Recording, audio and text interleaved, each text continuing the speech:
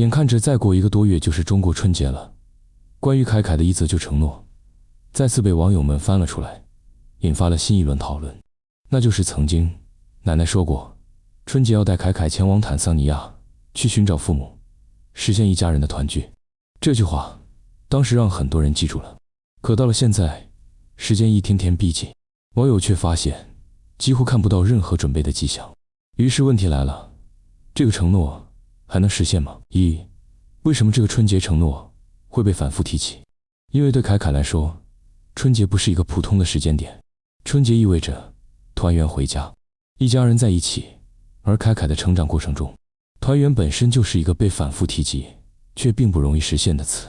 所以当奶奶当初说出春节带凯凯去坦桑尼亚找父母时，很多网友其实是抱着希望记住的。而现实情况，距离春节越来越近，却看不到动静。从目前的情况来看，网友们观察到几个现实问题：没有看到办理出行相关的准备，没有提及行程安排，没有关于凯凯长途出行的讨论，生活节奏依旧按部就班。这些细节让不少人开始担心，是不是这次又要落空了？3. 担心派的声音，怕承诺无法兑现。一部分网友的态度比较谨慎，甚至偏悲观。他们认为春节出行本就困难，跨国行程准备复杂，凯凯年纪还小，老人带孩子长途奔波风险大。在这些现实条件面前，当初的承诺很可能只是一个愿望，而非最终计划。所以他们担心这次可能还是无法实现。4. 另一种声音，不去也未必是坏事。但也有不少网友持完全不同的看法。他们认为，如果凯凯不去坦桑尼亚，反而可能是好事。理由很简单，路途遥远，飞行时间长，孩子身体负担大，老人精力有限。相比之下，如果父母能够在春节期间短暂回到中国，反而是更理想的方案。这样一来，凯凯不用奔波，奶奶不用劳累，团圆依然可以实现。5. 从承诺到选择，本质已经发生变化。其实，事情发展到现在，已经不再只是承诺能不能兑现的问题，而是变成了哪一种方式对凯凯更好。当初的承诺是在某个阶段、某种期待下说出的，但现实会不断变化，选择也必须随之调整。6. 凯凯的年纪决定了这不是一场说走就走的旅程。凯凯还小，对于成年人来说，一次跨国旅行可能只是疲惫，但对孩子来说却是作息打乱，环境突变，饮食不适应，情绪压力。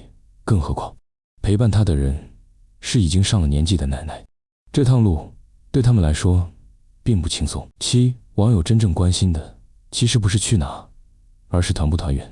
翻看评论区就会发现，大家争论的点看似在去不去坦桑尼亚，但核心只有一个：凯凯能不能见到父母。至于见面的地点，反而不是最重要的。8. 如果承诺没能实现，大家会失望吗？说不失望是假的，毕竟那是一个被公开说过的承诺，也承载了很多人的期待。但理性的网友也表示，如果是为了孩子的安全和舒适，没实现也能理解。关键不在于有没有去，而在于有没有为凯凯做出更稳妥的选择。9. 春节将近，答案或许很快就会揭晓。随着春节越来越近，不论结果如何，答案都不会太遥远了。是奶奶带凯凯踏上远行，还是父母回国短暂团聚，又或者计划再次调整？不管哪一种，都希望是经过认真权衡后的决定。10. 结语，承诺重要，但孩子更重要。奶奶承诺带凯凯前往坦桑尼亚还能实现吗？这个问题没有标准答案，因为真正重要的从来不是兑现一句话，而是为孩子选择一条更稳、更安全、更温柔的路。春节本该是团圆的节日，不该成为一次冒险。无论最终以哪种方式实现团聚，只要凯凯能感受到被爱、被重视、被认真对待，那就是最好的结果。至于那份承诺，或许并没有消失，只是换了一种更现实的方式继续存在着。